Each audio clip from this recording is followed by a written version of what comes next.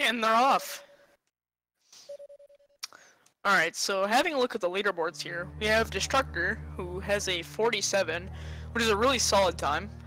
Meanwhile, Strizer has a 53 from what it looks like, which is also a very solid time. The PB difference is pretty large, we got about 6 minutes here. But Strizer will hopefully be able to keep it close, have a good race. Never want it to be a blowout. Looks like Destructor got through the climb fairly cleanly. Same with Strizer, doing a little bit of an easier strat.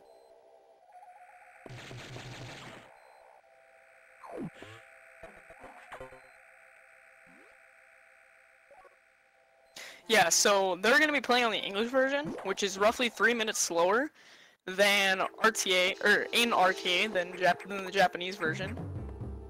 This doesn't matter for in-game time, as text is not counted. So the leaderboards actually do go by in-game time for emulator runners to have a chance on the leaderboards. So the Japanese version only really matters if you have, if you just don't like text. But basically when we're starting out here is just kind of boring stuff. Pretty much just play for like 20-30 seconds, then you have like 20-30 seconds of text, just goes back and forth, back and forth.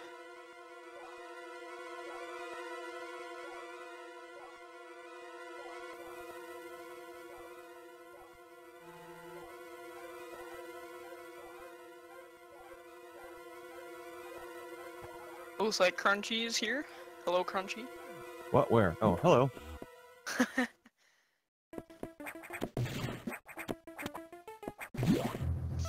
Was held up briefly, but I'm here now. You haven't missed much. It's just boring text. Boring text? You mean all this lore isn't exciting to you? Yeah. Monkey, shaking my head. I'm sorry. Reading is tough. It's true.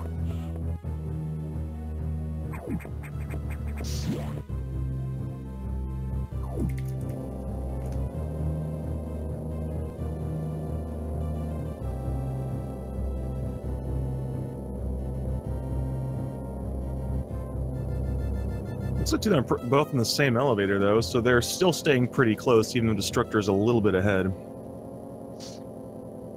Yeah, Destructor's already taken a little bit of a lead, just based off of better movement over Strizer to start out. Meanwhile, they're about to pick up missiles. Missiles are kind of important. They are a main upgrade in the Metroid series. We're going to be picking up, I believe Destructor picks up 40, and Strizer is probably going to pick up 45, but I'm not 100% sure. For getting an extra missile pack just basically makes everything a little bit easier and more consistent in early game. It also speeds up one boss fight later on that we'll see. Yeah, it's definitely one of those things you do for peace of mind, because I think, strictly speaking, the absolute task, like, I just forgot the word I was looking for, but basically the task strat uses 35 missiles, but that leaves you so little margin for error that 40 became the norm, and these days 45 has increasingly become popular. Yeah, 35 is pretty much, like, the most viable, but... or the most, I guess, optimal. That's the word. That's what I was forgetting. It's not viable. Not at all. It's really hard to get a run that actually saves time with 35 over 40. Yeah, because that usually relies on X drops. And speaking of relying on things, RNG is something that runners have to pretty much pray to here, because we're coming up on the first big source of it, which is these eye doors. And Strizer actually getting... oh, he almost got the 0 beam there. Uh-oh, 2 beams. Getting a 2-beam eye door. Yeah, for the first 2 eye doors in the game, you're both going to have to hit it with 3 missiles, which means you have the chance of having up to 4 beams before it reveals its weak spot, so you can have up to 12 beams if you're really unlucky. Yeah, very solid start from Destructor. He did get an eye door double, and only 1 beam as well. Yeah, it definitely saves time. You you can get one of those cycles out of there if you actually hit 2 missiles into the eye door at once. Oh, Strizer getting the double missile really close to the ground there, but... Yeah, that was interesting. He didn't jump at all. He just kind of ran into it. Huh. I don't think I've ever seen that before. That's pretty neat. But if you heard us talking about doubles, that's actually a pretty important trick you're going to see throughout the run, because those core X's that fly around that you use to get the power-ups, well, every time you hit them with a missile, they become invulnerable for about 3 seconds or so. So you have to basically wait. And waiting is bad. Waiting is not fast, but it turns out those round core X's have square hitboxes. So if you have them fly into your missiles 2 at a time from the side, you can hit them at the same time, and you take one of those cycles out of the equation completely. So later on, when you have some 6-cycle cores, you can turn that into a 3-cycle with triple doubles, and that's 9 seconds saved, which is an eternity in speedrunning. Yeah, honestly, I think that doubles really separate a mediocre player from a really good one. It may not save a million years, but it saves probably about 100, so... Basically, once you start getting doubles consistently, you save a lot of time. Yeah, and doubles also are something that's a bit more complex, as we'll see later, because they're not the same throughout the game. They change. But we'll cross that when we start talking about missile upgrades. Yeah, pretty much throughout the game, missile doubles just become a little bit harder. So...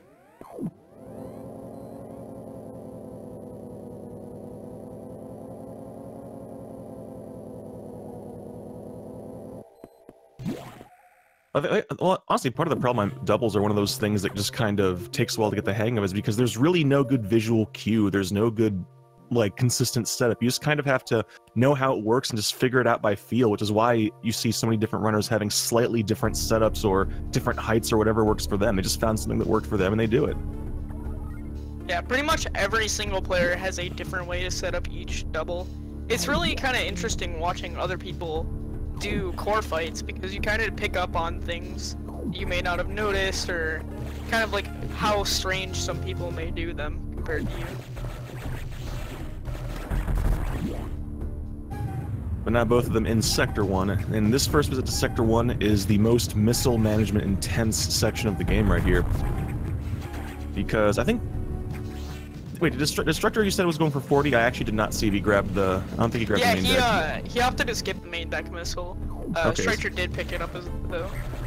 Yeah, so Destructor is going to be doing things like not doing the fast strat in that Hornode room he just went through. And he's going to have to be a lot more mindful of missile count, because to go fast through these rooms, you need to use missiles to kill enemies because you don't have the charge beam yet. You need 3 missiles for each of the atmospheric stabilizers, and then you need 3 missiles to deal with the eye door.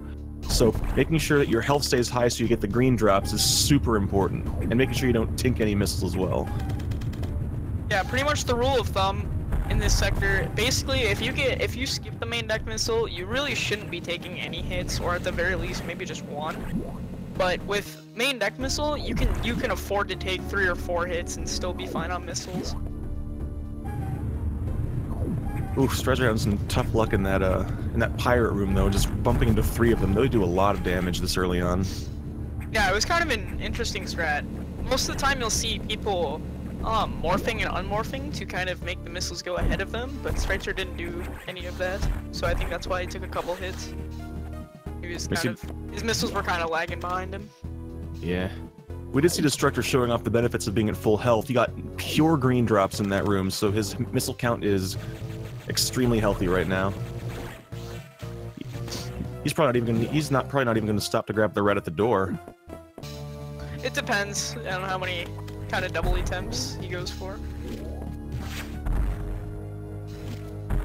And he getting gets another double. 1 beam and a double. Wow, really good RNG to start. Yeah, and that's also a much harder door to get the double on too. Yeah, that space, you kind of have to line yourself basically at the very edge, and it's a little tight on position. Getting the double on the core. Destructor's playing really well right now. Yeah, he absolutely really solid is. Start. Yeah, getting doubles on those I-beam cores are a little bit more difficult. Since they only have the one specific hitbox, you have to jump and have 2 missiles hit it at pretty much the exact same time. So it's a little bit tighter than just getting them on normal cores. Yeah, thankfully there's a pretty simple setup where you just bonk your head on the ceiling and shoot once when you start moving down, and second time right before you land. The window's pretty tight, but at least the setup is simple. It's just a matter of getting a feel for it again. But now Destructor has the charge beam, and Strizer is about to get the charge beam. Charge beam being possibly the most useful and most broken weapon in this game. Yeah, so the charge beam has 3 separate parts. It has 2 actual beams, and each of those do 10 damage, and it has a little flare that comes out around the arm cannon, which does an extra 6. So we'll definitely be seeing both of them using all 3 parts of those, especially on a couple of bosses coming up. Yeah, those numbers seem a little bit foreign to you. Let's put you some perspective here. A normal missile does 10 damage.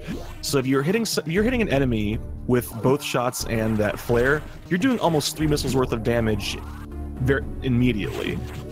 So it's an extremely powerful ability to have, especially early on where you want to try to do damage quickly and not stop moving. Yeah, and it actually allows us to one-shot Idors, which is really nice because then we can only get a maximum of 4 beams rather than 12. Yes. So RNG on those is definitely minimized quite a lot, but still has potential to kind of mess you up. But wait, there's more. If you somersault with a full charge, that old pseudo screw attack from Super Metroid makes a return, and it is still exceedingly useful in this game. Unless Tundra Super Missile does 50 damage, it is actually very powerful. Yeah, Adam actually lies to you, tells you your firepower will triple. It doesn't actually triple, it quintuples. Meanwhile, Destructor now going to Sector 2. Strizer will be there soon enough, but Sector 1, you need to worry about missiles. Sector 2, you really need to be worrying about your health. There's little, like, red slug enemies called Zoros. They do 45 damage, and then there's a whole ton of other enemies in here that do, like, a minimum of 30. So either way, if you get hit in here, you're taking a lot of damage. So you definitely want to be careful everywhere. And all these enemies in Sector 2, their favorite party trick is being where you need to be. And since we want to don't want to stop running, well, the trick is try to kill them while running past them, so you have to be very careful to make sure that they're dead. And okay, Scotty, pulling out the facts. Apparently super missiles are 30, that's my bad, I thought they were 50. So thank you, Scotty.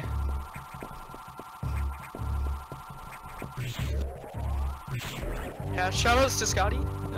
Really good runner of both this game and Zero Mission. Also really knowledgeable. But yeah, we see Destructor basically moving through, trying to not kill the Zoros early on in that room, because if you do, they respawn in a way that makes it very difficult to move through quickly. And taking full advantage of the fact that the charge beam plus the charge beam will take out a Zoro in one hit. Ah, that's what it is, Scotty, okay. I grew up in the era before fusion, so back in those days, super missiles did tend to be 5 times the damage of normal missiles, so my wires got crossed. Which just also goes to show that, regrettably in this game, missiles are not nearly as useful as they are in several other Metroids. The beam is your best friend in this game. Yeah, kind of interesting, because pretty much every other game, the beam is pretty useless after a certain point, and the missiles will become your best friend. But in this game, it's definitely the other way around. We're going to be using the beam a lot compared to missiles. Yeah, missiles are basically just kind of extra. They're supplemental. Oh, Strizer trying to do the double missile on that second Zoro in that room and not doing it. And you saw how much damage it did. Yeah, luckily getting an extra yellow X there. So he's definitely really good on health. Oof, getting the unsavory Zoro placement in that room where it's moving to the right. That's the other thing about Sector 2, is that there's multiple different places that the enemies can be, so you have to basically learn how to deal with all the different possibilities.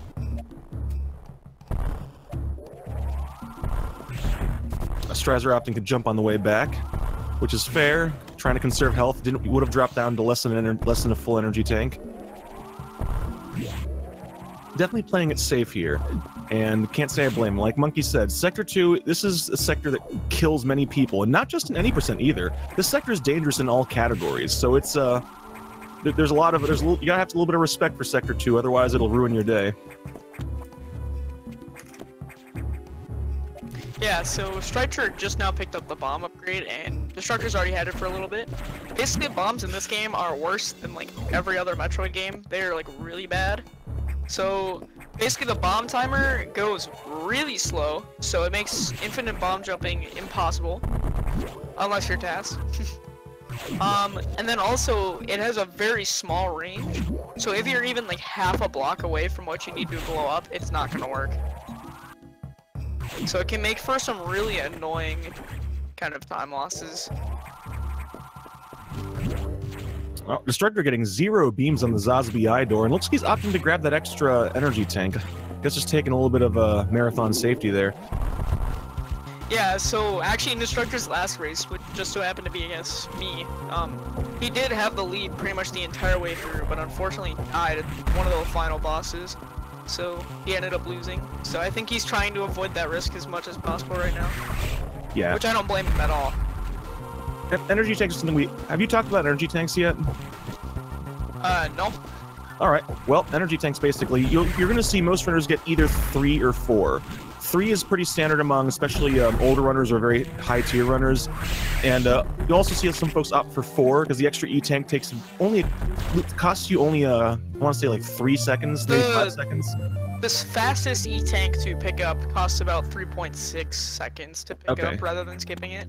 Alright, so it's less than 4 seconds to pick up, and having an extra E-tank gives you a lot of security. With 4 E-tanks, you're very unlikely to die in any percent unless something goes catastrophically wrong. And there are many things that can go catastrophically wrong. Oh yeah. So we've seen them in this tournament. Yeah. Yeah. So we've also seen some folks go as high as 5 or 6, depending on how, depending on if they know that they're ahead or if they're having trouble or they're having bad play. I mean, you'll see them grab extra tanks like the one right before Nightmare or the one in Sector 1. So a lot of other things, missile counts and energy tank counts, all come down to your comfort level and just how you feel you're doing.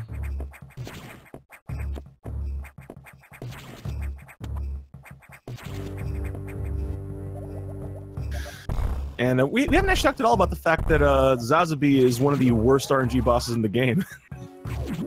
Yeah, I think Destructor had a really good fight, so I guess we didn't really get a chance to And Strizer is not having a very good fight. Unfortunately, the thing about Zazabi here is when it jumps, it can either reveal its weak spot like that, or it can just jump over you and then just repeat the cycle. You can get anywhere from 3 to 12 extra jumps, and he's just doing these doubles on the ground. That's so unusual. I'm not used to that was another one at the very end there. I mean, it didn't matter, but this is kind of crazy. That's pretty neat, though. I like that. I tend to do my doubles closer to the ground with shorter jumps than I see a lot of other folks do. So seeing someone do them even shorter than I do is kind of neat. Destructor pointing out in the chat that he had a 4 jump, so he's getting ridiculous RNG so far. Wow. Yeah, 4 jump is excellent. He's got 2 beams and 4 jumps. That's really solid. Now that we've called it out, he's probably going to get a 4-cycle Yakuza, so it's fine. No. Oh, maybe it was 5 jumps. Never mind. Strizer, come on. Strizer, come on. Strizer! Gabby, you don't poke the tiger with the stick. Yeah, it will kill you. Yeah. It what is it? I think we were doing some races last night. Just a couple of us, and that happened to me, where I went like not even half a second too early and just sniped me in the doorway and killed me. So yeah, the thing is, y'all may have seen those sax abuse videos or things where basically they make fun of the fact that its AI is extremely bad. But the fact of the matter is, even with terrible AI, it does a lot of damage. At any point in the game where you encounter the sax, regardless of what your suit is, regardless of what your energy is, it can kill you if you do not take it seriously. So the sax is no joke. Yeah, even in 100%, when you get there with 4 E-tanks at that point, there is a damage boost strat that you can do to kind of run past it, saves a little bit of time, and even if you do it properly, you still end up with 199 out of 499 health. Yeah. And if you mess it up just a little bit, you leave there with 1 health. So it's really scary. And you may very well die. In fact, I think I actually won at least 1 race because my opponent tried it and failed it. Yeah, it's not good. Yeah, but now they're in Sector 4, and Sector 4 is where things really start getting interesting, because this is the sector where movement really starts getting more complex. There's a lot of vertical, a lot of horizontal, a lot of really just quick, precise motions, and on top of that, we come to the first boss that where being able to execute cleanly can really make a difference in how much time you save. Yeah, I think Sector 4 might be my favorite sector of movement. It's really, really nice, just fluid movement through these first couple rooms. Yeah, it's absolutely. Just fun to do. Yeah, I think the first time I actually pulled off a clean Sector 4 was one of the most satisfying moments of playing this game. But speaking of things that are not satisfying, we're coming up. Destructor's coming up here on Ceres, a boss that no matter how many times you play this game can still just say no. But the charge beam is very important here, because Ceres has 45 health, so if Destructor and Strizer can hit it with the flare and both parts of the beam twice, it's a 2-cycle fight. If not, it can be up to 5 cycles. But it also moves very quickly, so it's a matter of knowing where it's going to be, being able to anticipate it, and getting in position. Destructor gets that first hit. The first hit is usually pretty free, and oh! Yeah, that first hit was actually a little bit too far away. Oh no, you're right. And also, that last shot, the bottom part of his charge beam was a little bit too early. So unfortunately, he's gonna get, I think, a 4 round here. Also getting lots of half patterns. Yeah, that one was way far back. Basically, Ceres moves in groups of 2, but there is one pattern that's like just really hard to react to, and also can just completely break that pattern. What? So, yeah, it's just really bad. Is he getting a 5-cycle? Yeah, this is a 5-cycle, unfortunately. Oh, and he gets that last shot there. Barely hit. Wow. You got the double though, but so let's see if he can get it's 5 missiles to take out this core, so it's 2 doubles in a single. He should be in good shape, and he gets it. No sweet spot, but at least this fight is behind him. If Strizer can get the 2-cycle, he can definitely gain some time back here.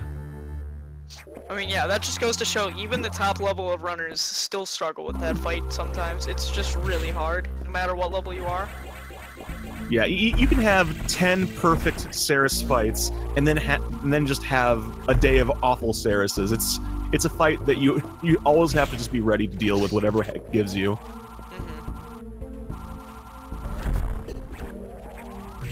But thankfully, the payoff is Ceres gives you the speed booster, one of the most useful items in the game.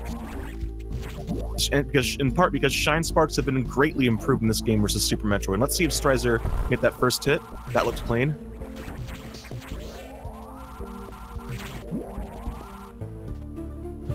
Okay, he could. Oh, I guess he didn't know about the setup for that one. He could have gotten the hit there.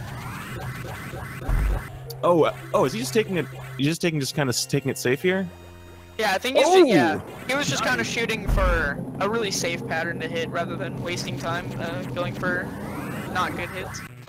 But he does get the 2-cycle, but I don't think I don't think his shooting. Oh, it looks like his manipulation wasn't exactly what he wanted for those doubles.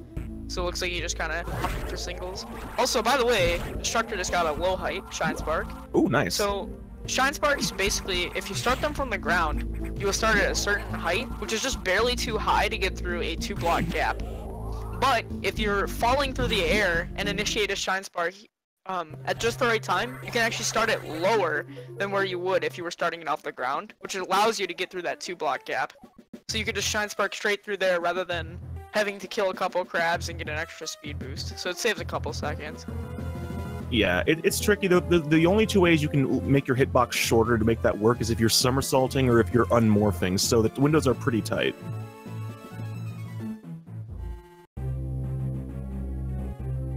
Because, yeah, as it turns out, Samus's hitbox does change size depending on how she's moving, which is something we take advantage of in a bunch of different ways, such as shot canceling, which you've probably seen Destructor do a few times, where if you shoot right before you land from a somersault, you land a couple of frames sooner, and you can start running sooner, because somersaulting has a shorter hitbox than standing, so if you shoot, it forces Samus into her standing hitbox, and she lands a little bit quicker.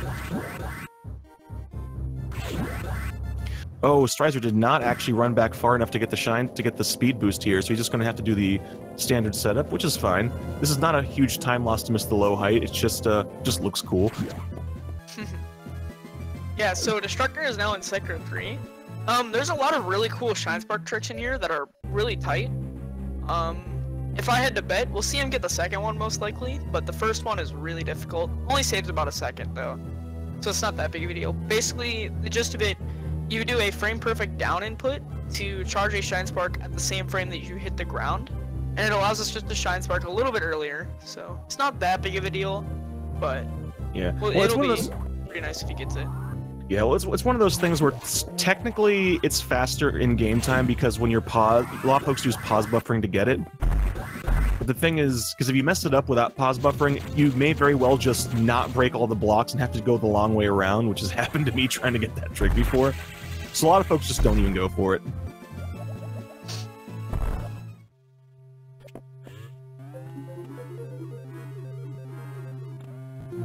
Also, another thing that you'll be seeing, pretty much at the end of every sector, we'll be storing a Shine Spark on the navigation room pad, and as soon as the text ends, you Shine Spark off to the right or the left, depending on what sector you're in, and you get a speed boost onto the elevator, so it's a nice little 10-frame time save if you do it optimally.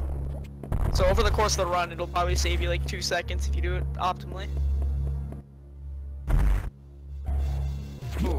Opting to pause buffer that Shine Break, unfortunately did not get it. His second pause was just a little bit too late. Basically what you do there, you do a speed boost, and at the same time as you're breaking a speed booster block, you also crouch to store the Shine Spark. It's not frame perfect like the other one is, but it's still pretty tight, and it allows you to Shine Spark up that shaft. Only saves a couple seconds though. Yeah, well, Destructor making his way cleanly through Sector 3. Sector 3 is another sector that's kind of fun to get through. About to get Super Missiles, the best missile upgrade. Yeah, there's a lot of really satisfying movement in both Sector 4 and Sector 5, really. Or Sector 3, my bad. And now he has supers. Sector 5 does too, actually. Oh, Strizer. Ooh. Strizer. Ooh, interesting. I like that. Yeah, plus Destructor also got the Data Spark, so that's really nice. So basically, what you do there, you do a kind of a slide onto the platform, so that you start activating it, and then you crouch to the last second to store a Shine Spark as late as possible, so you can just Shine Spark out of that room. It saves about a second, but it's really hard. Destructor gets a pretty good... Okay, for a second there I thought he wasn't going to get the quickest kill because he tanked a couple of missiles, but he still manages to do enough damage to stop to kill the box as quickly as you'd ever want there. That was a very good box fight. Yeah, that was close to being a little bit slower than optimal, but still got it. Yeah. Strizer also missing the Shine Break there. Yeah. Thankfully, that Shine Break, despite the fact that it looks like it's a lot faster, it's not as fast as much faster as you might think. Because the thing about Shine Sparking is faster than just running. Although not as, it's about the same speed as when you're speed boosting. But there's a wind-up animation and a bonk animation, which both take way too long. So if the distance you're going is shorter is too short, it's not worth it anymore. Yeah, the start up and the bonk animations I think is about half a second, maybe like a little bit more. So if you're not Shine Sparking a decently long distance, it's just not worth it to Shine Spark everywhere. Really, the only time that it is worth it is when you can avoid the bonking animation by kind of Shine Sparking onto a slope, because then you'll keep your speed boost and also avoid that animation. Yeah, or in a couple of spots, it's actually also possible to actually bonk into a ceiling and then have an enemy hit you before the bonk animation goes off. But there's only, I think, 2 spots where that's even possible, and it's kind of tricky to pull it off. Oh, Strizer, don't kill it all the way over there, please, no. Yeah, I think that kind of bonk animation cancel is possible in more than 2 spots, but it's only really viable for 2 spots here. Oh, yeah. He has the boxes to do the long walk. Oh, yeah, this is unfortunately killing box really far to the left, which makes it not only really slow to kill, but really slow to walk across the entire screen. Yeah, it looked like he was about as half his max health, so he was wanting to take it safe, because those bombs can do a fair bit of damage. Unfortunately, Box was keeping off to the left of the room, which is no good.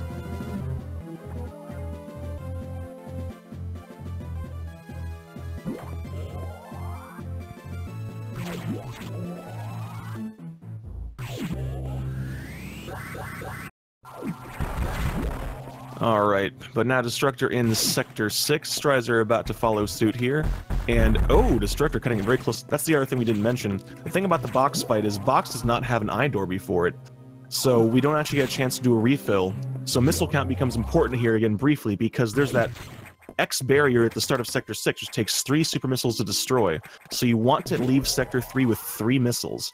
Otherwise you have to either take a refill, hope for drops, or use a Shine Spark strat, which seems faster, but then it means you don't have a chance to bomb that wall, which means you have to lose time later, because there's a missile tank in there you grab on the way out of Sector 6. Strizer has more than enough missiles, so he's in no danger.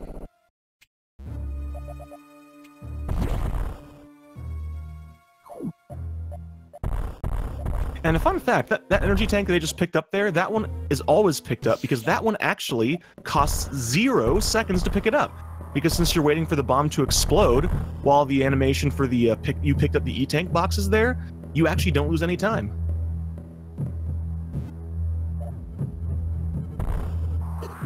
And let's see Destructor, he's going for the classic trick here. Poke the sacks, when it jumps over you, just go away. How far is Strizer behind? Well, I'm not sure off the top of my head, but we can use a point of reference. We'll use when Destructor enters the eye door as our checkpoint. How's that sound? Destructor getting another 0 beam at 3158. 3158. All right. Oh gosh, that's time. Yeah, now it's time for one of my least favorite bosses. Monkey, why don't you talk about this boss? I hate this boss. It makes me salty. So this boss, they're gonna be going for a 4-hit here. Let's see if Destructor can get it. It's looking good, and pulls it off perfectly. And the double. Yeah. So basically, this boss can be manipulated with how you shoot your charge shots. If you hit it with all 3 parts, you can actually get a 4-shot on it. So, yeah. Basically, that boss is just kind of dumb. Sometimes you get it, and sometimes you just royally mess it up.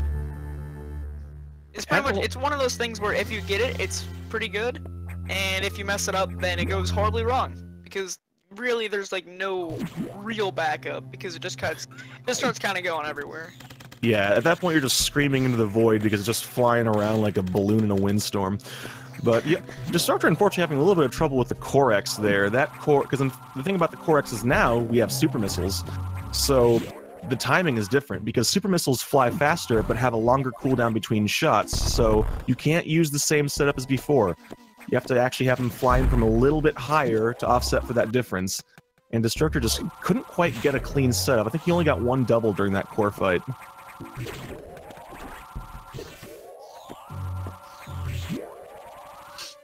Yeah, so another thing to mention,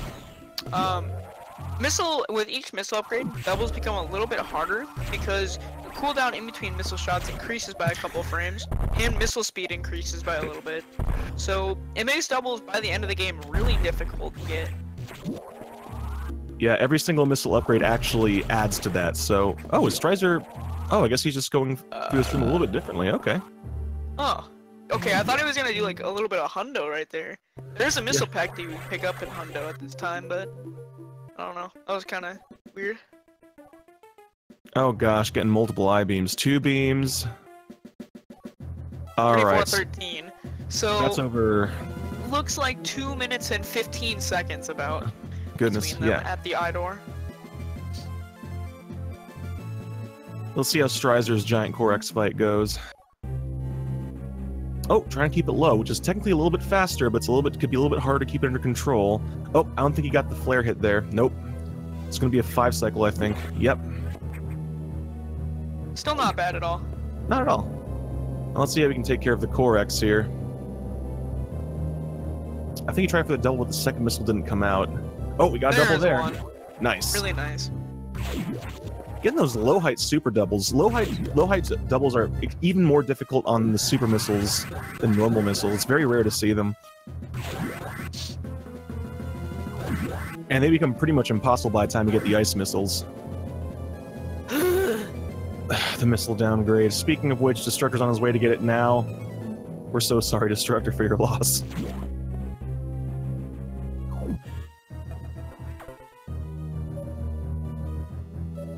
Fusion Varia did everything wrong, Halfkey. Just look at it.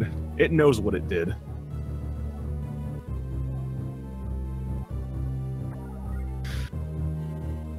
But now it's time for Sector 5. This is a sector we're actually going to come back to 3 times. It's the one we revisit the most in any percent.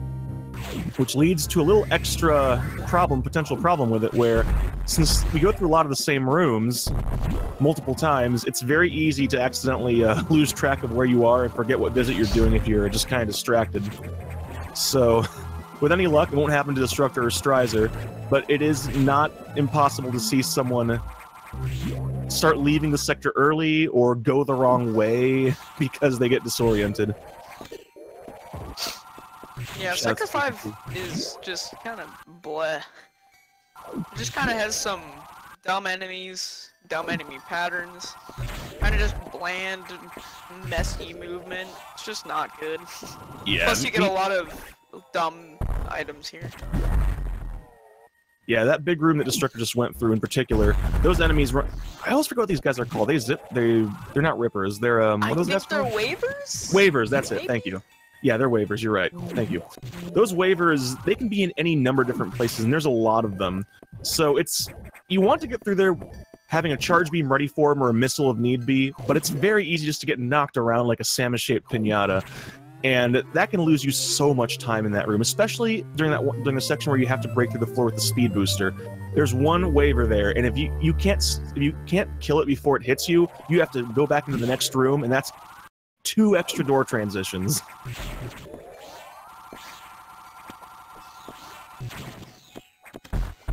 Oh, Destructor having a nice clean climb in that room. That room is fun. It's actually a very satisfying vertical climb, but it can be pretty tough.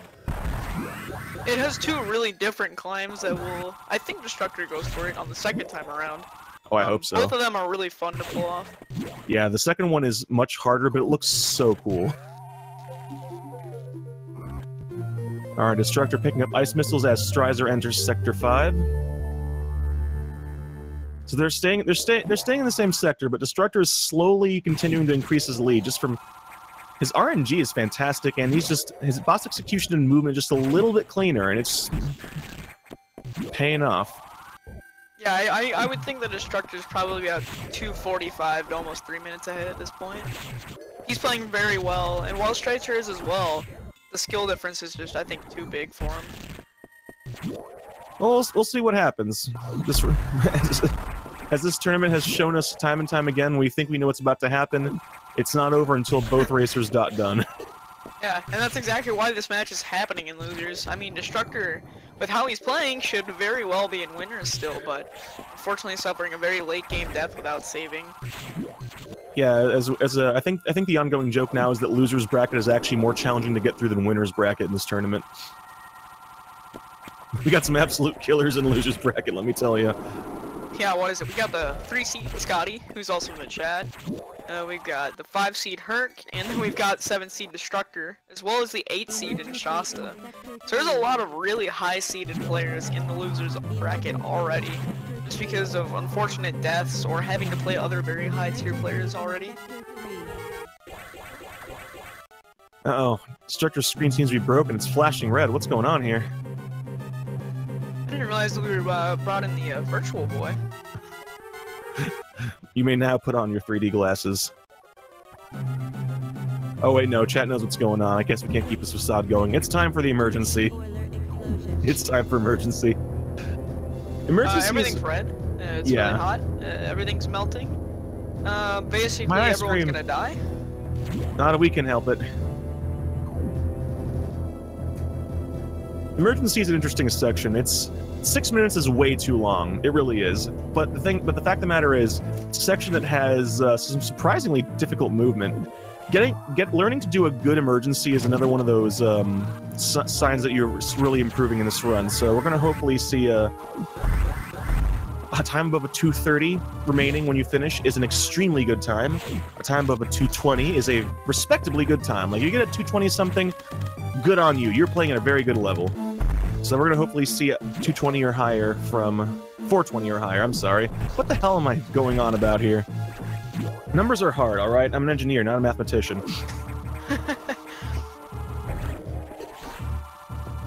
We are within acceptable tolerances for the emergency times.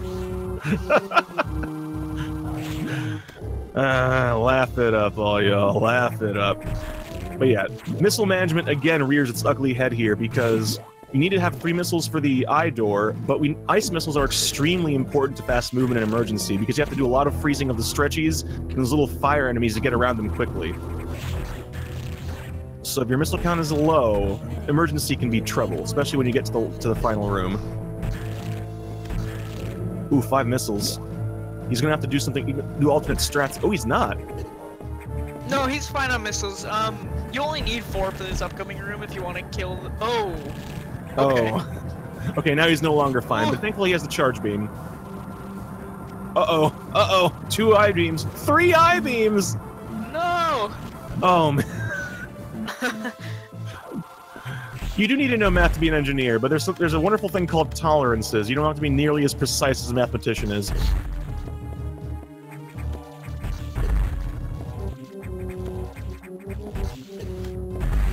It looks like he got 1 double on that, so he's going to get a 419. Ooh, that might be a 420.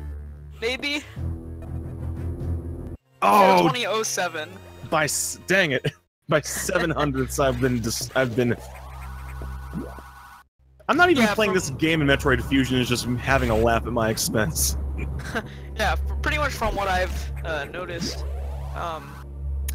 Usually it's about 2 seconds. Maybe it's a little bit more than 2 seconds from when you pick up the actual upgrade to when the timer stops. It's like 2.15 or so. It's not. It's a little bit over 2 seconds. Yeah, it depends on where you also pick up the power up. If you're kind of really high up, then it might take like 2.5, 2.6. All right, Strizer now also an emergency. Let's see how his movement goes. And Destructor on his way out, coming up on another one of those cool vertical climbs. This game actually has several of those.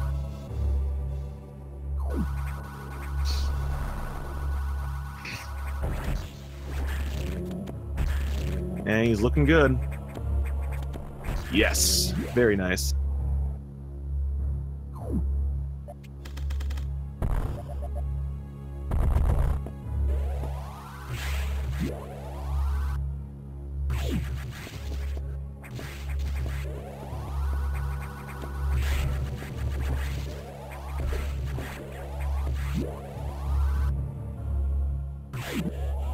Strider seemingly opting to stop to not hit those jets of fire. They can knock you off, but if you hold up when one of them hits you, you will never get knocked off the monkey bars, so it's pretty convenient like that.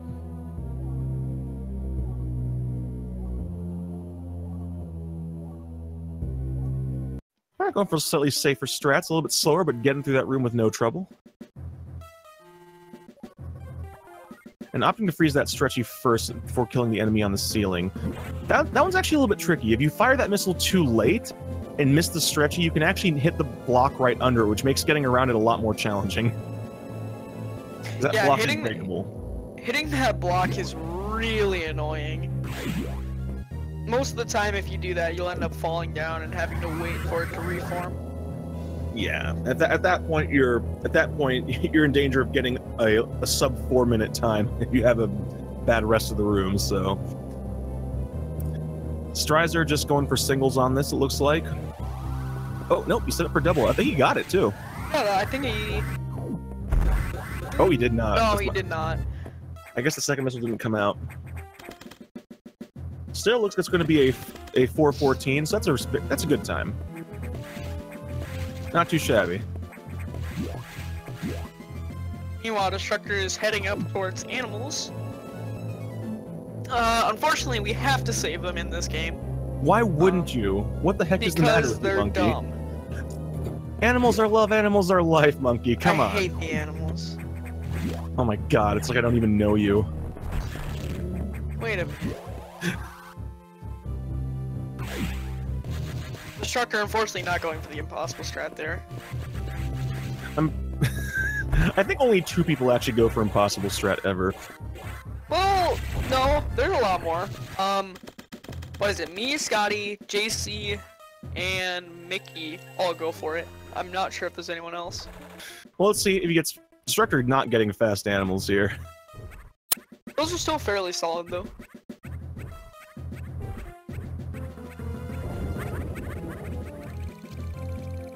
Yeah, the animals, depending on where they are in the background there, they can take more or less time to actually get out and let you advance, so there is such a thing as fast animals.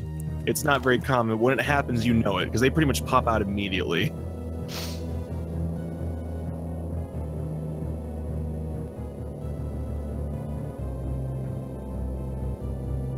Monkey, I'm shaking my head at that.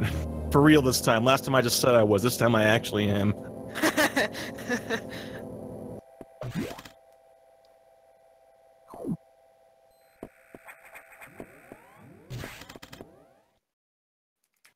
Oh, goodness.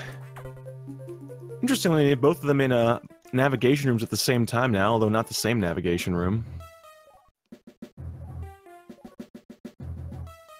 So Destructor about to head on down back to Sector 5 for the second time to get the loud bombs.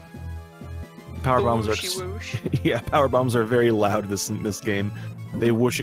I'm not sure why they thought that loud whoosh was a good idea, but whatever. I'm sorry. That was surprisingly accurate. Except maybe not loud enough. Don't do it again. We might get a high five here on the elevator.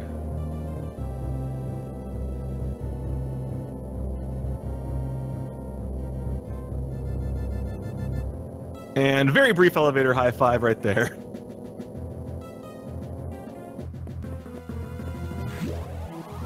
Alright, Strizer on his way up to save the animals. There's a couple of things he's got to be mindful of. Just, again, moving through the main deck, very similar to earlier. Just now you have high jump and a couple of other things.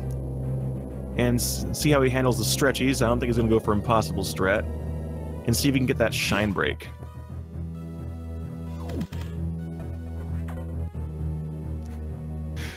Chat full of power bombs all of a sudden. Maybe we can even get up to 74 of them. Just like how the normal game has 74 power bombs for no reason. Did you mean? I think the game actually just wants you to be Sam's Club, because there's no one needs that many power bombs. Much like no one really needs like 50 rolls of toilet paper in one pack. I mean, depends on person to person. I mean, if you're going to like Taco Bell or something, or like, I don't know, something along those lines, I mean, maybe. Oh, Strizer gets the shine break. Oh no, but he might not be able to get there in time. Oh. Just a little bit too...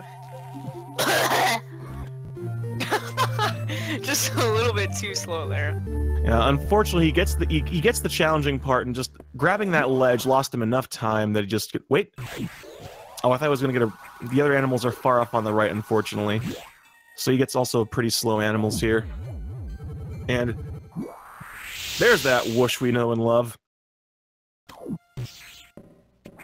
Okay, toilet paper is probably not the best example. I mean, like, no one really needs 100 like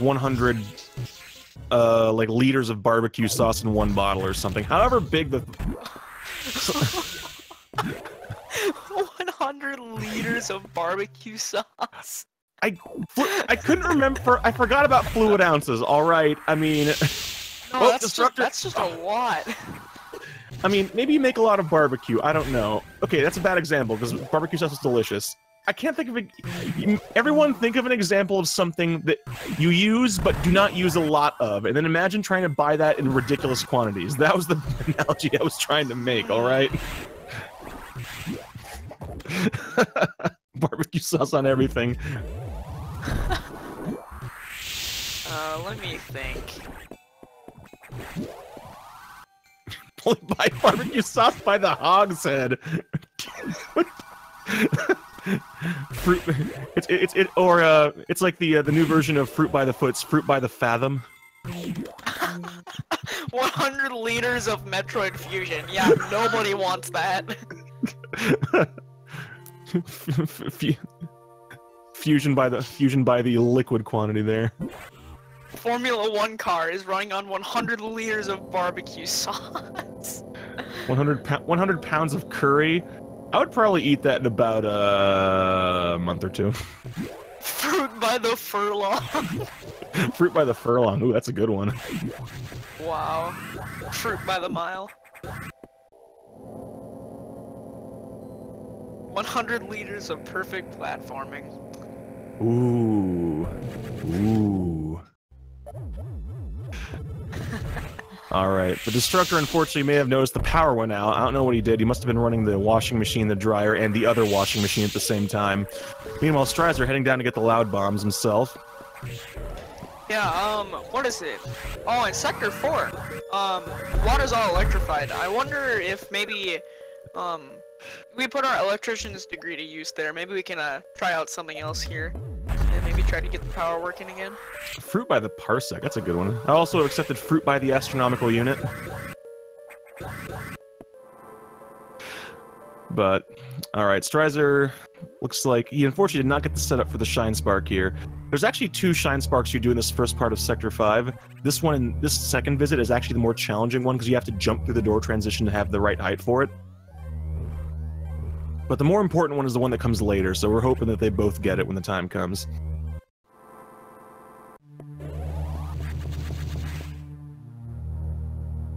Alright, Strizer remembering which visit he's on, getting in there to get those power bombs. And Destructor on his way down to fight the next boss. The big spider thing. Six-legged spider. Yeah. It's like a spider body ant, I guess. Yeah, maybe? with a really angry-looking face. Yeah, it's just not good. Yeah, so we'll see what happens. There are strats that can definitely minimize the amount of trouble this boss gives you, but if it just wants to not open its mouth, let you fire missiles into it, you just gotta wait. So hopefully we're not gonna get the 4-cycle Yakuza. Alright, Strizer making it through that next sex chase that problems. I don't think we're gonna have any trouble with, I don't think he's gonna try for the Kadoom strat. He's gonna go for the classic climb.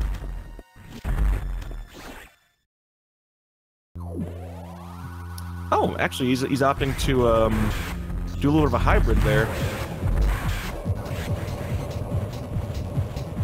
We get to hear the rad boss fight music again, though. Uh-oh. Yakuza. Yakuza! Come on, fella. Oh, there we go. We gave it enough hugs, now it'll finally open its mouth. Yep. Now, phase 2 here is you just have to react. There's not much you can do, you just have to kind of anticipate the direction it's moving, how fast it's moving, and hit it. Destructor having a very good phase 2. Now it's time for ice doubles. As you can see, they are definitely more challenging than the super doubles, because ice missiles have, again, faster travel speed, longer cooldowns. Destructor having a lot of trouble with doubles. I don't think he's gotten a single one yet. There, he finally got one. There we go. Finished on a double. Now having the space jump, which I still say is the worst space jump in a 2D Metroid. I do not like the space jump in Fusion. Agreed.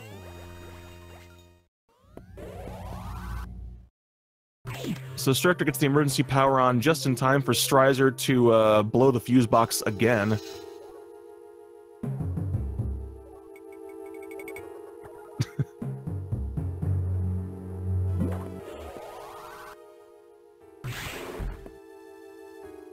Yeah, and Scotty making a remark that I'm pretty sure Monkey probably mentioned it before I got here, but this game does not have major skips like you might see in other Metroid games because this game has an event system that is pretty much linked between visits and navigation rooms. It's It's very rigid, it's very unbending. You cannot sequence break in this game. If you try to, the game will give you the next intended item off the wrong thing, and then just things can get really haywire from there.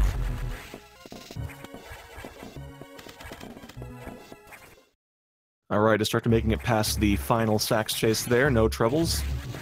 And on his way to my new least favorite boss, Notori.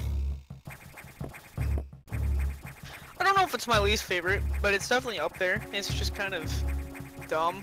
And just, yeah, nobody really cares for it all that much. Pretty much you just spam charge beam, power bomb, and missiles at it until you get its core. Yeah, but the thing is, in order to do it optimally, you have to know exactly how many missiles you've hit it with. It's a matter of keeping an eye on how many charge shots, how many power bombs. Basically, we mentioned that getting the extra missile tank makes the later boss easier. This is the boss in question. If you have 45 missiles, you need 3 power bombs, 3 charge shots, and just spam missiles. And you'll finish it off with barely enough missiles to finish off the core. The thing is, those plasma beams that's shooting at you, missiles will tink off of those. If you tink any missiles whatsoever, you're going to have to be shooting the core to try to get green X's. And the core in this, getting doubles on this core is difficult because you have ice missiles and this room is kind of short. So it's just, there's a lot of things to keep track of, and the fight is just annoying. It's not dangerous, it's just annoying. Yeah, so Strizer, if he actually does that fight, right, he will be saving a little bit of time, as Destructor only has 40 missiles. Strizer opted to pick up the Spitter missile pack, even though he had the speed boost, so he'll be running with 50 missiles. But considering that right now that Strizer's right at the start of and Destructor's in the middle of the, we call it the boss gauntlet, there's a bunch of bosses pretty much in rapid succession, having extra missiles is something that I can't say I blame him, because you don't want to be running out of missiles on these bosses. That just costs you so much time. Yeah, especially for that Notori core, because you pretty much always will take at least 1 hit of damage there. So it's really annoying, because sometimes you will just get 6 yellow X's and you won't be able to spawn a green one. Oh, Strizer unfortunately getting better RNG on Yakuza there, but he did not do enough damage on the before it appeared, so he has to go for a nut. Oh! Thankfully it opened its mouth again, how very generous of it, so he doesn't lose very much time. Not as bad as it could have been. But he is missing a lot in phase 2, so you better be careful, because he still has to deal with the core, which takes 6 missiles. Oh gosh, he's getting knocked around a lot, his health. Strizer, be careful! Oh, thank goodness.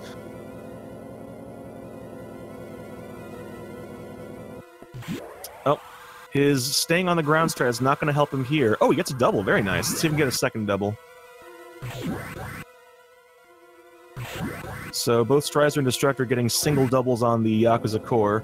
Destructor having a slightly better execution on phase 1, so having very similar boss fights there.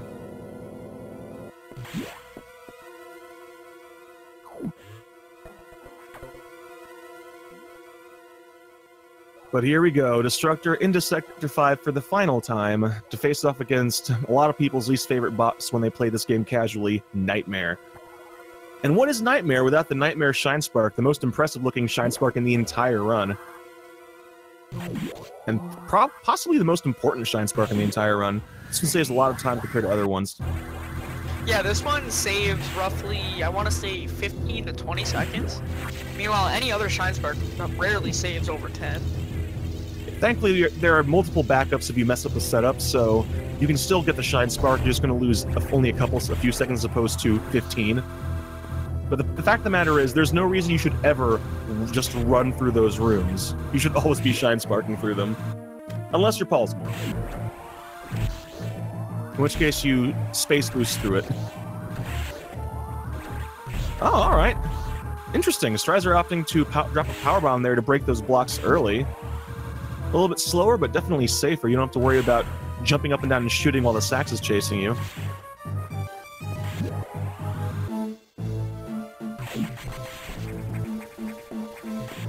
Monkey, why do you keep saying things in chat and make me just shake my head at you? Because they're right. My opinion is right. I never have a wrong opinion. I That's like I would say Super. The controls aren't as refined as the ones in Fusion and ZM. ZM and Fusion have like better Samus has a better movement set, but Samus still controls really well in Super. You're never gonna push a button and have the wrong thing come out, you know? That is true. I don't know. I think it just feels kind of too, like, I guess, just awkward. Plus, there's just too many controls.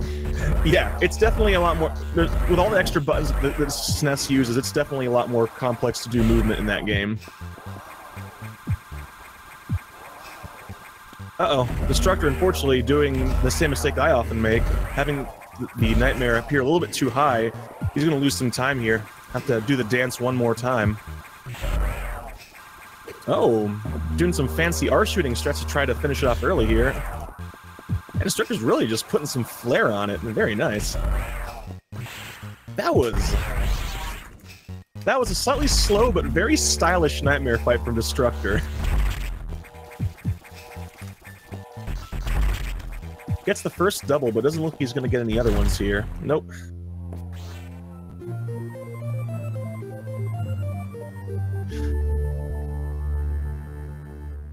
Yeah, Electric Striz, that's a very good way of putting it. Fusion's controls, especially if you came from Super, feel a little bit weird at first, but once you realize it's like, oh, it's you have an A and a B button, just two shoulders. They work really well once you, especially if you play it on original hardware.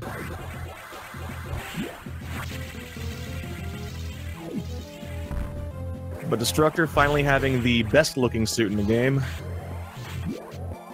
The gravity suit. Grape and something else suit. I always thought it kind of looked like Gushers. Oh no, Destructor took them too late though. It's grape and eggplant? No, grape and blueberry. That's what it was. I'm just gonna go by my original answer. They look like Gushers. We were talking about Fruit by the Fathom earlier, now we're talking about Gushers. This is some good commentary. It's making me hungry, which is unfortunate because I haven't eaten yet today. But we're back in Sector 4. Earlier it was the first sector where movement really just started picking up. And here, now that we're in Underwater Sector 4, again, movement is pretty tight. And it's also...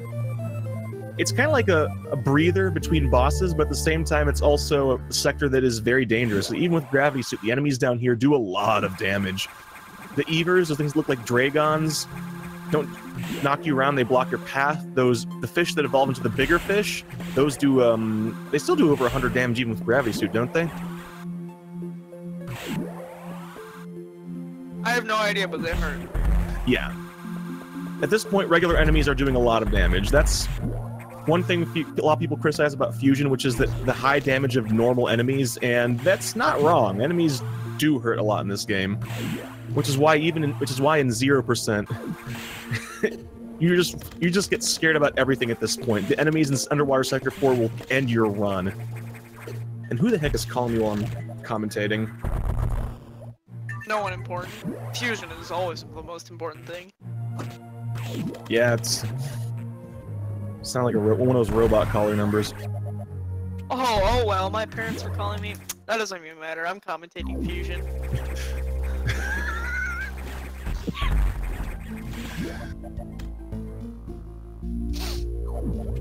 Alright, Strizer, almost at Nightmare. Destructor about to pick up the final missile power-up.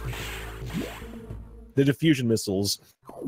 Also, probably one of the most useless upgrades in all of Fusion, and pretty much all of Metroid. There's literally like 2 uses for it in the entire run. More so in 100%, but this is not 100%, so we don't care. But it's kind of unfortunate, actually. The diffusion missiles were a cool effect, they just didn't do much with them. Sadly, this isn't Hundo. And on the other downside, diffusion missiles make double missiles very difficult. The last 2 Core X's will be having to deal... Well, there's 3, but I mean, one of them, it's pretty much... No one does doubles on them except Monkey, although he hasn't yet. You know... I'm struggling. Alright. Wave core doubles are taking a back seat. Currently I am working on, you know, actually getting good at the game, rather than wave core doubles. All right, but you did promise though, so I'm still holding you to it. But no. Yes. I've been getting close lately in runs. I have definitely. I still have not gotten one in a run, but I've gotten very close. All right. So hopefully soon. Hopefully. Okay. All right, pulling the page out of the Blizzard playbook there soon, but Strizer not quite getting any doubles. Having a little bit of trouble with doubles on this core, but Nightmare is dead. He has the gravity suit, and he's on his way, so that's another dangerous boss out of the way.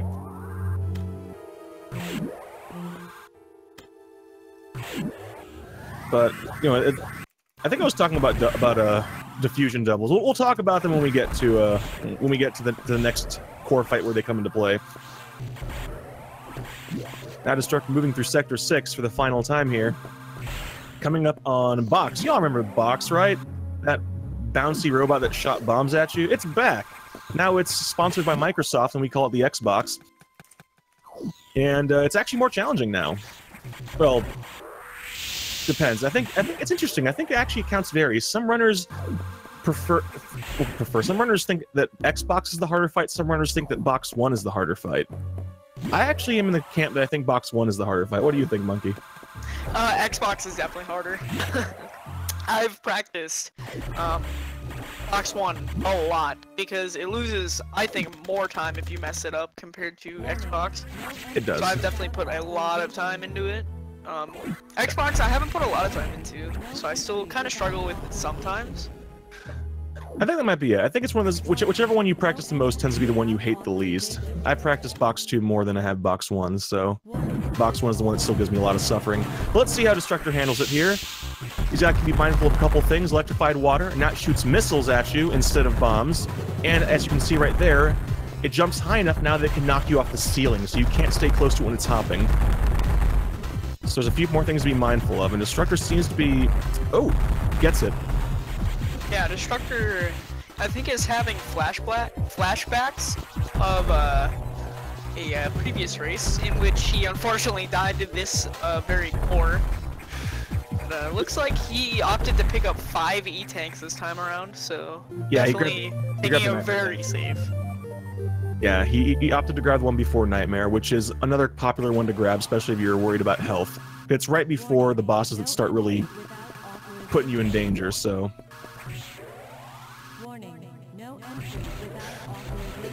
I'm so glad we have this lady telling us this. Otherwise, we might not be able to remember that there's no entry without authorization.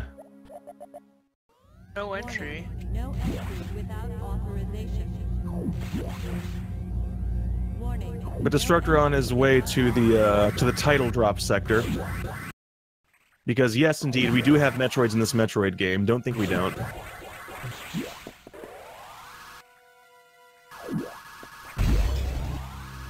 And I think this is cause for celebration. Did Sax bring the glow sticks? There it is! Wave that glow stick in the air, Sax. Show us how to party. Uh-oh. 60 seconds. Uh-oh, party too intense. Have to escape. Oh no! It's all gonna blow up. That was a very good escape time, though. Destructor made it up there real quick. I like how the timer goes from like 50 plus seconds to 0 instantly as soon as you get out of there. Wait, people are escaping? We can't have that. Eject it now before more get out. Does OSHA know about this? This does not sound safe.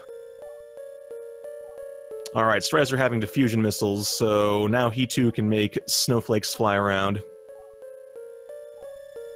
The annoying thing about diffusion is that we only do use it in a couple of spots, but it takes forever to charge. If you hold it down, I think it might even take like 5 seconds or longer. It takes a long time. Thankfully, the same trick we use where if you hold a beam charge through a door transition, you always come out with a full charge. The same thing applies to diffusion, so we used it immediately. You hold that right trigger down, you go through the door, and you'll always come out with a full diffusion charge, and that saves you a couple of seconds, which is always good, because diffusion missiles are slow. Well, the charge is slow. Yeah, thankfully there's only two spots where it's used at any percent. One is literally as soon as you walk out of the diffusion missiles room, and the second one is coming up on Destructor's screen, actually. Diffusion does help there, but you don't really need it. You can definitely avoid those rippers without it. But, actually, in this room right here, there's 3 missile blocks in a row that right there? you just use diffusion to break them. There's no real need to get on the ladder and shoot 3 missiles separately, because it's slow. Yeah, that's one good thing. Those snowflakes do break missile blocks. So if there's a chain of missile blocks you have to shoot through, diffusion will let you get through them faster. It is useful for that. And we use it for that in 100% in a couple of other spots as well, so... Shoutouts to Golden Pirates for working really well. Yeah, for reals. Golden Pirates are kind of fun, though, because you're supposed to shoot them in the back, but the developers decided that, hey, if you're standing behind them, you're going to be facing the same direction, so that's how the game checks for them. So all you have to do is shoot your charge beam, turn around, and then as the plasma beam goes through them, the game's like, oh yeah, you're totally behind them, you're facing the same direction, and there you go. Also, shoutouts to 4B.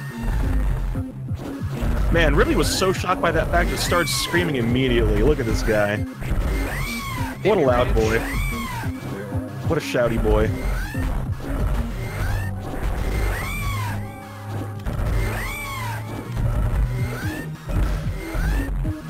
So, oh goodness, Destructor getting grabbed by Ridley, you don't want that. Ridley's not a super complex fight, but the thing is, if Ridley grabs you and starts hitting you with his tail, he does a lot of damage. We have had deaths to Ridley in this tournament so far, but now, diffusion doubles. The hardest doubles in the game. The gap is so long at this point that getting any doubles at all on these cores... Oh, there was one right there. Getting even one double on this core is considered a victory. Yeah, also a fun fact, that core does a lot of damage. Yeah. And it, may or may not, kill some PBs. I've lost PBs to the Ridley core, I can't deny it. I have as well. Yeah, it's kind of funny. You deal the boss. You always worry about the boss. You get to the core, you think you're safe. No, you're not safe. You're not safe until you're picking up the core. All right, Strizer facing off against Xbox here, a little bit further out. Unfortunately, the thing about the box fights is that the weak spot is kind of down and in. You can tink on the box's legs if you're not careful, so you have to be just right positioning wise. But he takes care of that. Not just to take care of the core. Go watch out, those wave beams do a lot of damage. But he gets it. Strizer getting the wave beam and on his way off to fight Ridley. Destructor, meanwhile, on his way to the second to last boss. He's getting there. Actually, no, I'm sorry. The third to last boss.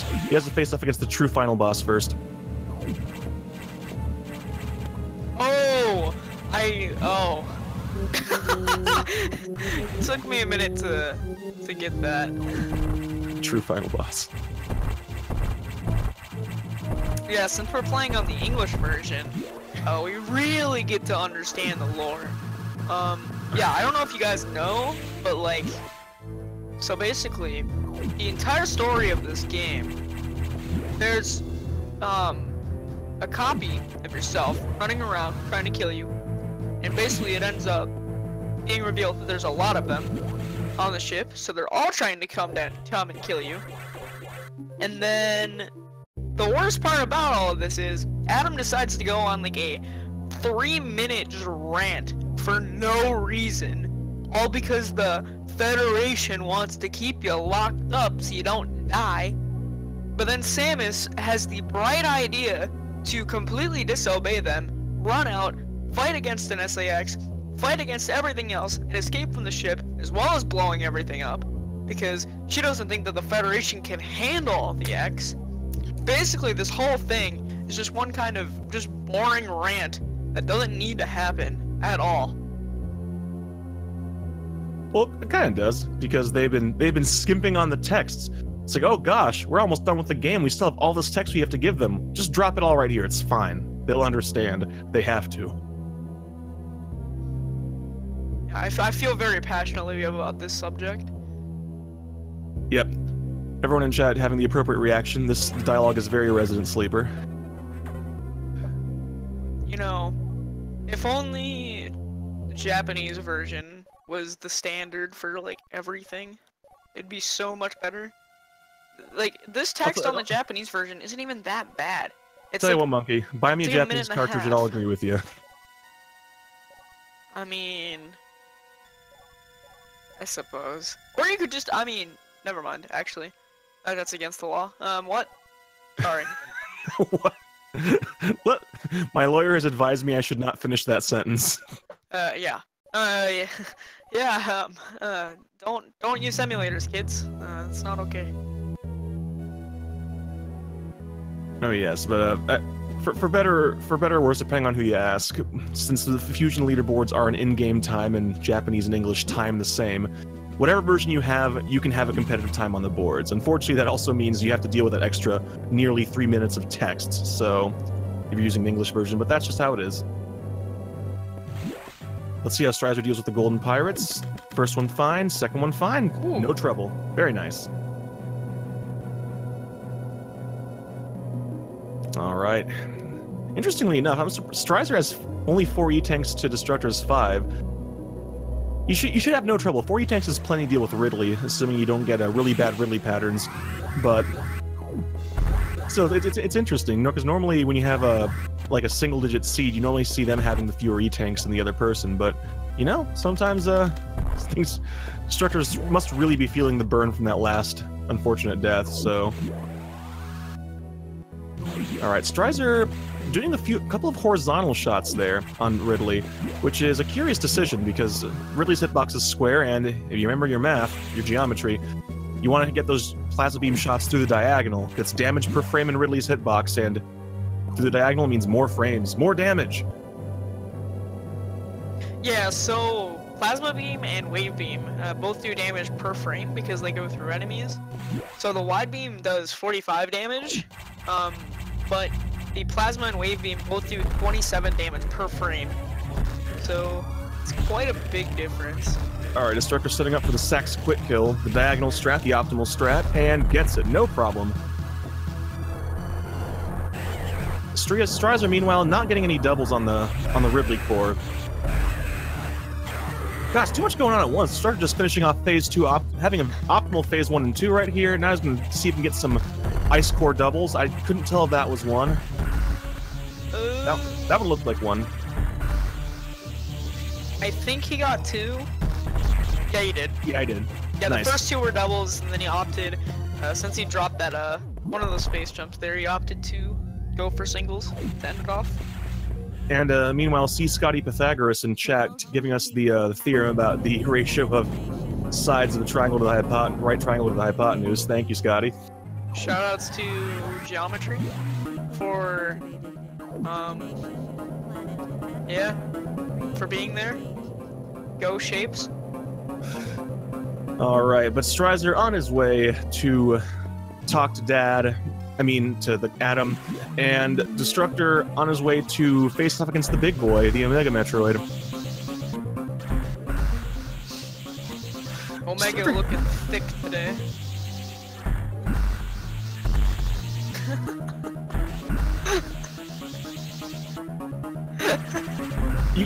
I opened and closed my mouth about 4 times wanting to say something. I'm just like, I don't think I need to say anything. You know, Monkey knows what he did. I don't have to say anything. Omega did not skip leg day. Omega skipped nothing day. He's been eating very well. Grown up to be a very big boy. Look at him. Oh. Give us a high five. You've been doing well. Yeah. He even did tail day. That's looking crazy.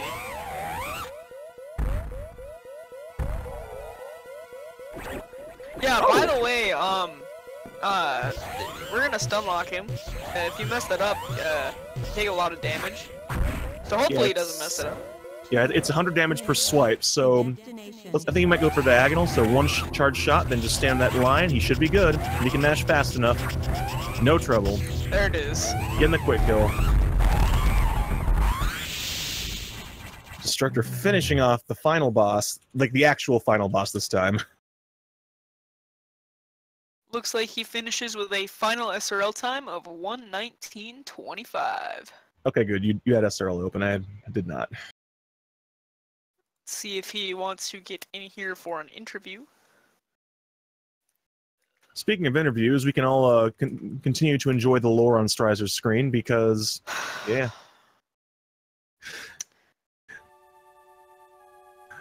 Fusion still handles being a lore-heavy game better than Other M does. Sorry, what's that game? Well, like, what did you just say? You know darn well what I said, Monkey. I said Other M. Sorry, what? I didn't hear you there. I think it might have cut out there, you know? I understand. The sound of not doing wave core doubles is very loud. Okay. I see how it is.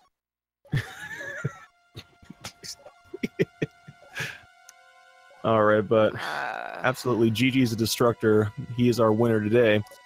But Strizer is still not done. And from what I understand, someone in chat mentioned Strizer's actually very close to his PB pace. He's only, I think, 3 seconds behind, so we can have a strong Sax fight and Omega fight. Strizer may very well still PB this run, so we'll see.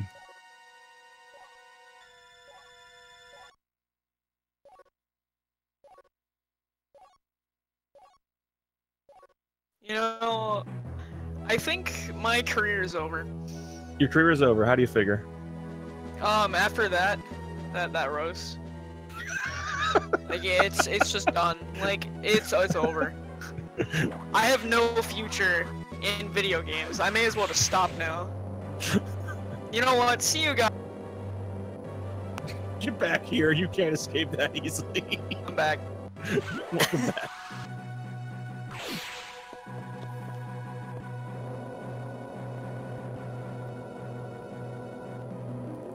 No, I think that's become increasingly the consensus on Other M, is that the gameplay is fine, just the story part just drags everything else down.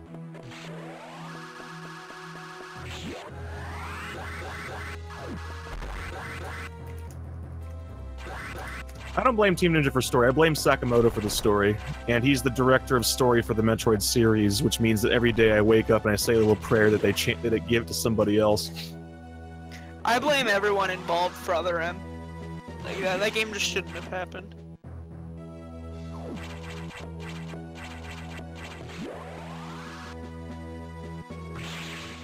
Alright, looks like Destructor's ready. Let's bring him in. Destructor, GG, congratulations.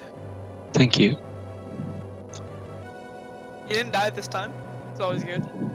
No, I did not. Playing it safe though. Yeah, I saw you grab the Nightmare E-Tank there, just a little bit of extra safety. Mm-hmm. So, how'd you feel about the run overall? Like, did you feel that you were playing well? And just, were you going to grab that E-Tank regardless, or was it just kind of a spur-of-the-moment decision? No, I actually planned to do that pretty much since the beginning. I was like, yeah, I'll probably win that race if I just play good, if I don't do major mistakes like dying. So, losing 10 seconds for bringing out 2 E-Tanks is definitely not a problem, even though that definitely doesn't boost my confidence for next races, considering I'd probably have to go for classic, like 9% route if I play against Hercules in the next round. So I think I'll practice more the traditional route doing some real runs. But yeah, in that race, I mean, it was logic for me to just take more E-Tanks and just play it safe. Because as you guys said during the race, yeah, some flashbacks. Oh yeah, but you played extremely well, and you also had some great RNG, especially early on. Just getting the 4-jump Zazabi, getting very few I-beams. I mean, the game was being very nice to you. I really did on the beginning of the run, maybe not at the mid and late. I got 4 beams exactly at the end for relay, but not really matter. But yeah, the beginning was really good. Let's say that mid-game, I think my execution was a little bit shaky, but the biggest mistake was the Cirrus fight.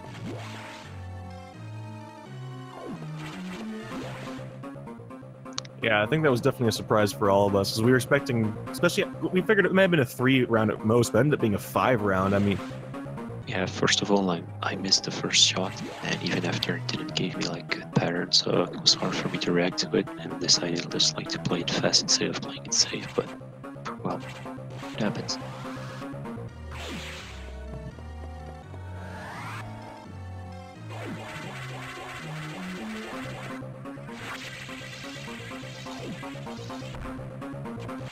All right, so let's pull up the challenge bracket here real quick.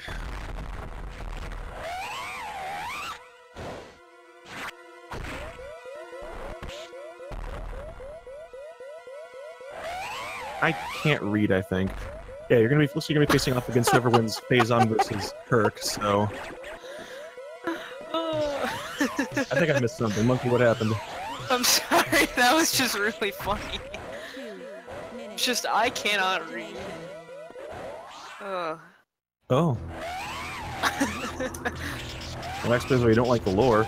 But it looks like Strizer gets this quick kill on Omega, getting on that position, and no trouble. Omega's done, and he is moments away from dunning as soon as he loses control.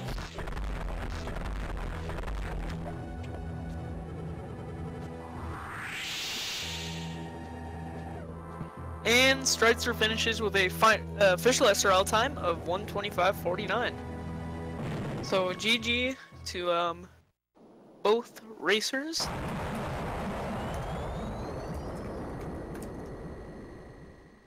Alright, taking a quick look at the upcoming matches for the tournament. Thursday, tomorrow, we have a lot of races going on. Starting off at 6:30 p.m. EDT, we have a 4-way for you guys. That'll be me versus Rasu123 and Phazon Knight versus Hercules Bench Press. And then at 8:30 p.m. EDT, we have Mr. Shasta versus Den.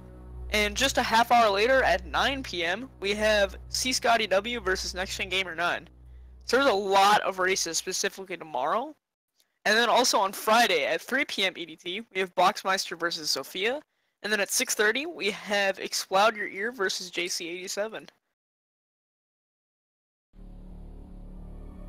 Yeah, well, the next 2 days are going to be a lot of very good races coming up in the tournament. And that one tomorrow, we mentioned one of the 4-way races, the Phazon versus Herc, is going to determine who Destructor faces off in the next round. So, if you're playing along from home with your homemade brackets, then March Madness got nothing on this, let me tell you.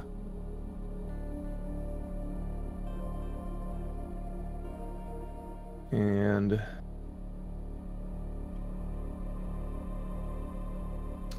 Not sure if we're gonna get him in here. He has not responded on Discord, quite yet. But I mean, we have the extra time. We still got another half hour in our time slot. Both of them, both Destructor and Strizer, are putting up a very nice time for themselves. So we've got plenty of extra time here.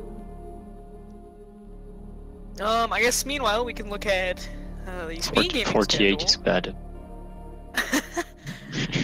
I want a 48. Oh, Strizer. 47's free. No, he's not.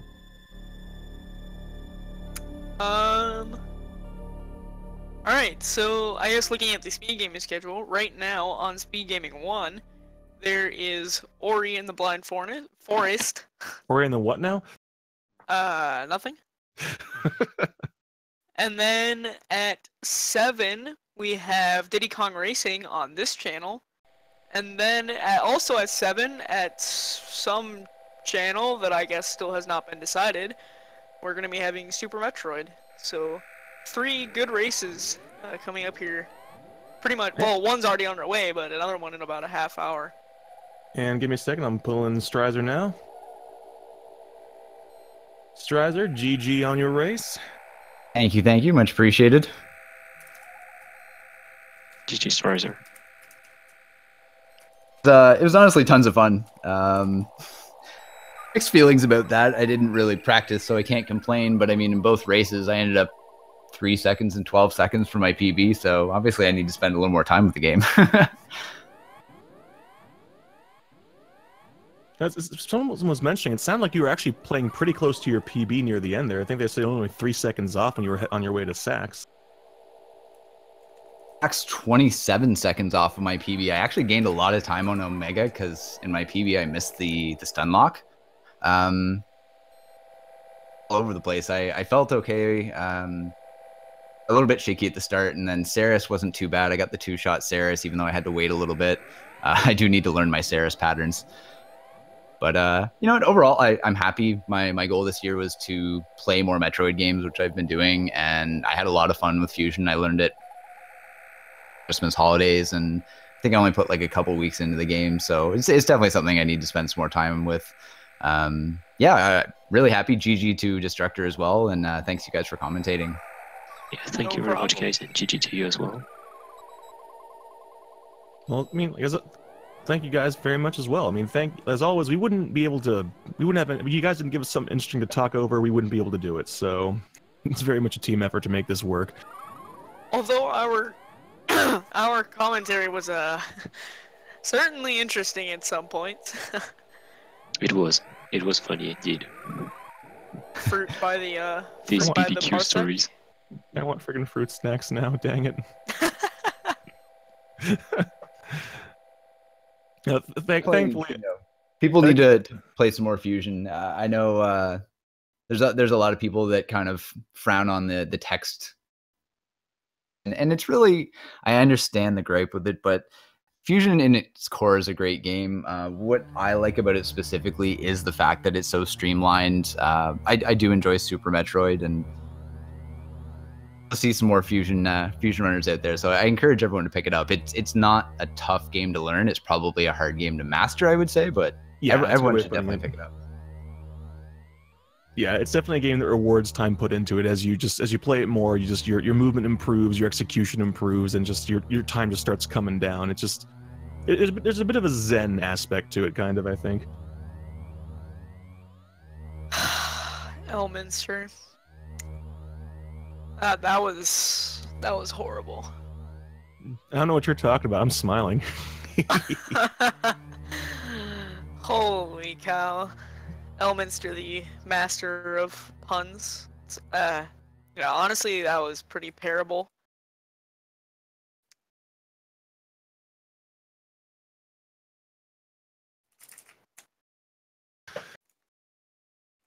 But well, moving forward, Destructor, you said you got some stuff you want to practice before the next race. So what in particular you want to be working on? You think? Pretty much my boss fights, especially Ridley and Xbox. But I think that the fact that I choke a lot in these moments because I feel like under pressure for some reason, and I made some really dumb mistakes. But it's probably just the mindset I need to work on and rework on that 9% road. So it should be okay, honestly. All right. Well, best of luck to you with that. And Strizer, so unfortunately, this is the end. This is the end for you in the tournament. This is the losing the losers bracket means you are proverbially going home. But you're gonna keep going with Fusion. You think you want to keep working on it? See if you can bring your time down some more. 100%. You know, I'm funny enough. I'm mainly a Mega Man runner, but I decided coming into this year that I wanted to make 2018 the year of Metroid. So I'm looking to put more time into Fusion. I'd like to put more time into Super Metroid. Yeah, it's something that I'd like to keep on the table. I have a bad habit of getting distracted and moving from run to run and game to game and not putting in the time. But I'm trying to be better at committing to specific games and at least grinding them out a little bit further. I'd definitely like to bring my time down, and actually I have some Game Boy interface stuff on the way. So the plan is definitely to keep on the grind and bring that time down even further. I've just got a few other things on my plate, but it's not over forever.